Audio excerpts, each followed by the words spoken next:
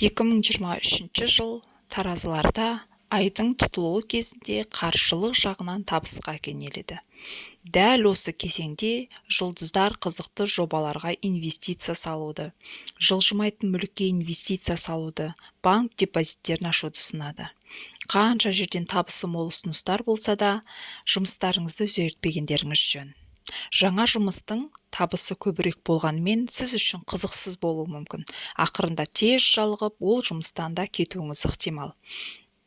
Жаздың басында қосымша табыс көзі пайда болуы мүмкін. Табыстарыңыздың артуы жақындарыңыздың арасында қызғаныш тудыруы мүмкін. Сондықтан да көп ешкімге көлемді қарыз бермегендеріңіз жөн.